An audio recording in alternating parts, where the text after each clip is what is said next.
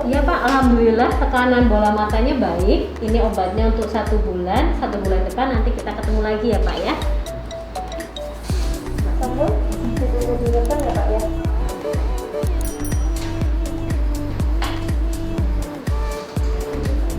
Hai sahabat klinik mata KMU, bertemu lagi dengan saya Dr. Yanti.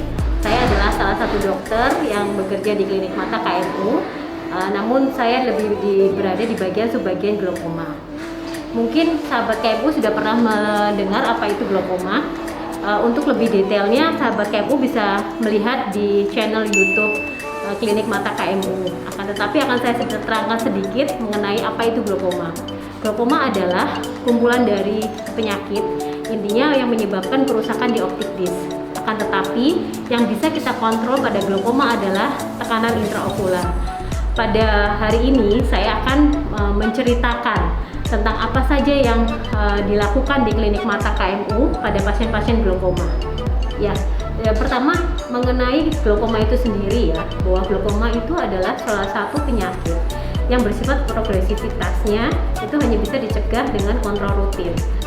Seperti yang sahabat KMU ketahui bahwa glaukoma itu adalah salah satu kebutaan yang dapat dicegah dengan kita melakukan kontrol rutin.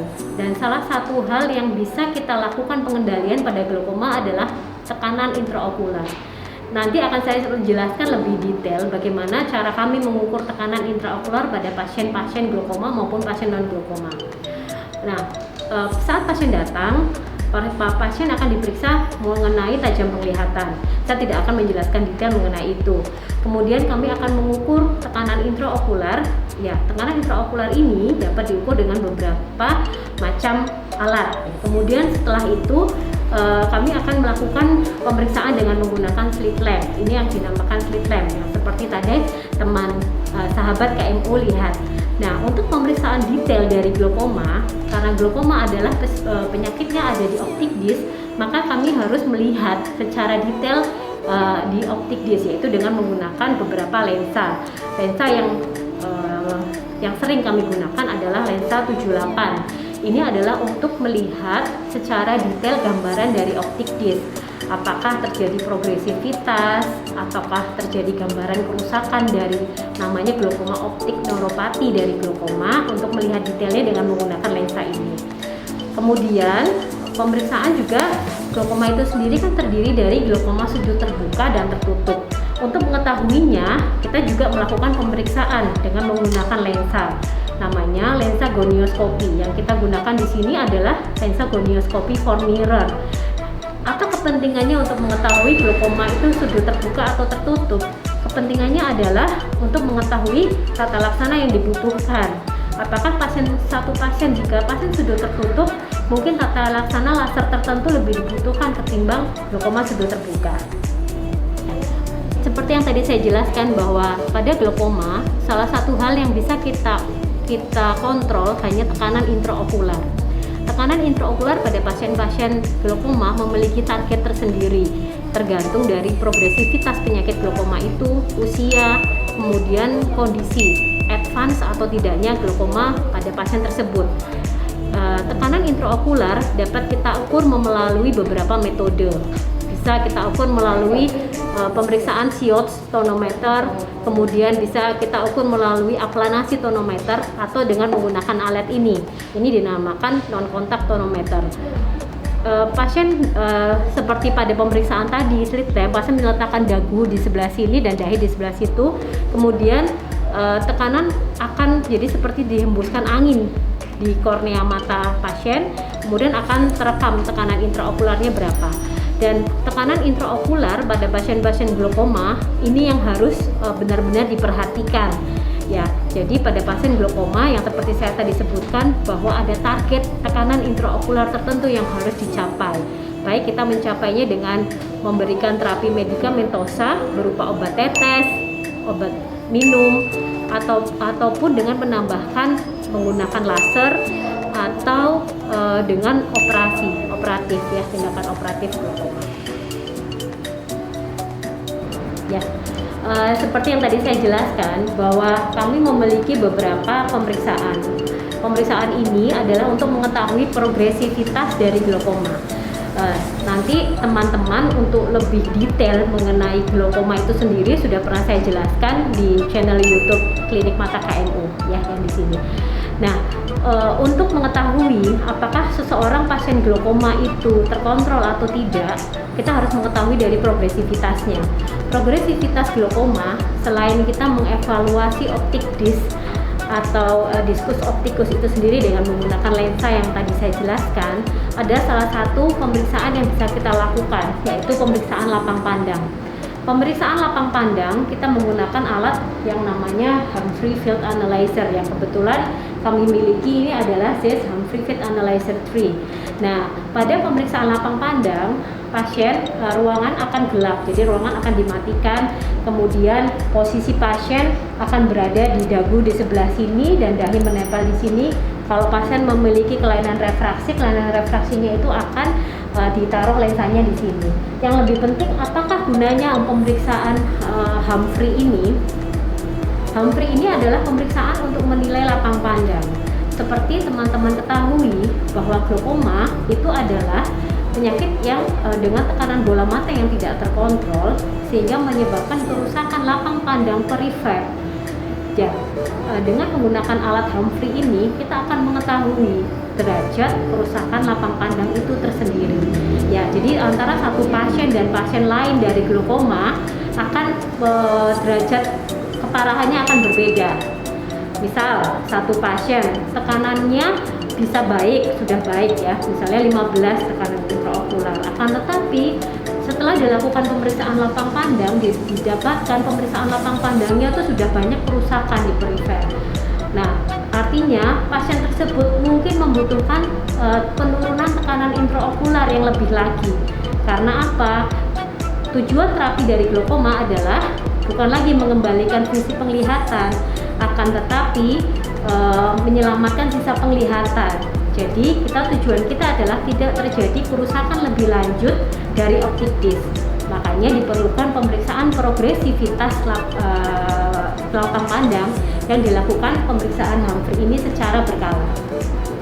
Kemudian kami juga memiliki beberapa, selain ini adalah pemeriksaan secara untuk diagnostik atau progresivitas tadi yang sangat penting dilakukan pada pasien-pasien glaukoma. Kami juga memiliki tindakan laser. Ada beberapa laser yang bisa kita lakukan untuk menstabilkan tekanan intraokular pada pasien-pasien glaukoma, baik itu sudut terbuka maupun glaukoma sudut tertutup. Nah, alatnya adalah seperti ini. Visulas Yak 3 ini bisa untuk melakukan laser periferal iridektomi, di mana pada glaukoma sudut tertutup bilik mata depannya didapatkan bilik mata depan yang dangkal. Nah, pada beberapa pasien membutuhkan laser periferal iridektomi. Jadi menggunakan lensa khusus untuk iridektomi. Jadi seperti ini ya, kondisi pasien seperti tadi, ada beberapa alat sama posisi dagu dan dahi di sini, kemudian kita tempelkan lensa ini di mata pasien dan kemudian kita lakukan laser.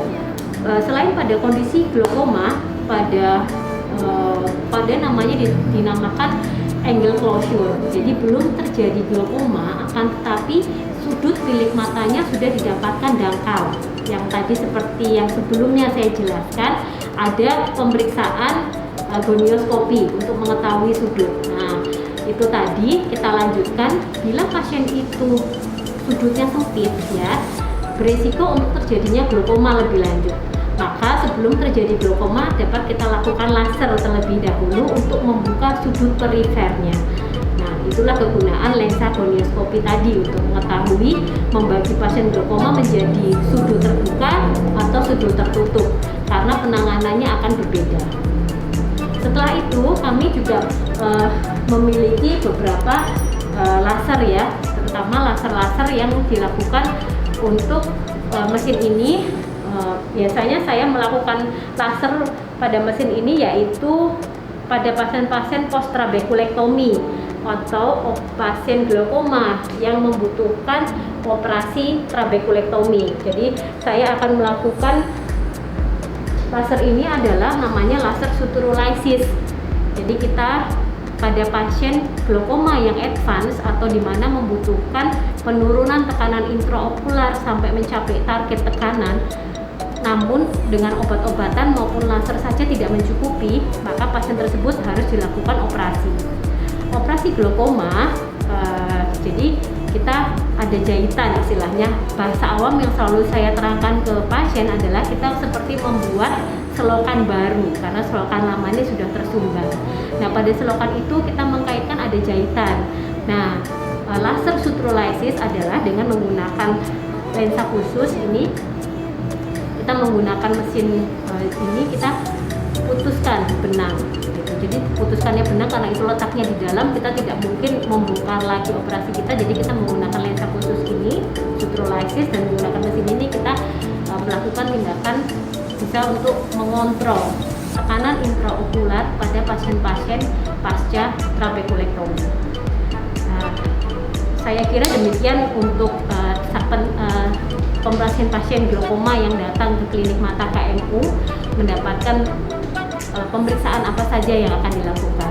Tapi untuk lebih jelasnya, mungkin teman-teman atau sahabat masih ada yang bingung ya, apa sih yang tadi dijelaskan mengenai sudut terbuka, apakah bedanya terbuka dan tertutup. Saya pernah menjelaskan itu di channel YouTube KMU, silahkan teman-teman berkunjung untuk lebih detailnya. Ya, semua alat yang tadi saya jelaskan itu ada di klinik mata KMU. Dan karena sedang ada suatu pandemi, otomatis walaupun tidak ada pandemi, setelah selesai satu pasien kita akan melakukan sterilisasi di alat-alat tersebut. Dan untuk pasien glaukoma dapat melakukan pemeriksaan satu atap, jadi tidak usah dilakukan pemeriksaan kemana-mana di klinik mata KMU. Kebutaan glaukoma bersifat reversible, jadi tidak bisa dikembalikan, berbeda dengan kebutaan karena katarak, sehingga diperlukan screening lebih awal pada pasien-pasien glaukoma. Apakah Anda tahu jika Anda terkena glaukoma? Jika glaukoma sudah terbuka, tidak akan memberikan gejala apapun sampai penglihatan Anda sangat lapang pandangnya sangat sempit, baru mungkin akan memberikan keluhan. Jadi screening mata itu sangat baik dilakukan setiap tahunnya, apalagi pada pasien-pasien dengan usia lebih dari 60 tahun. Itu adalah faktor resiko tersendiri untuk terjadinya glaukoma, sehingga periksakan mata Anda setiap tahun untuk mengetahui kondisi mata Anda. Ya, itu tadi penjelasan saya mengenai pemeriksaan glaukoma ataupun tindakan glaukoma yang dilakukan di klinik mata KMU. Untuk tahu lebih detail, teman-teman bisa mengunjungi YouTube klinik mata KMU ya, yang tertera di sini, dan jangan lupa like dan subscribe-nya ya. Dan untuk tahu tips-tips ataupun info-info penting glaukoma, info-info penting tentang mata lainnya, nggak hanya glaukoma ya, itu bisa teman-teman kunjungi di channel YouTube kami. Oke, ciao.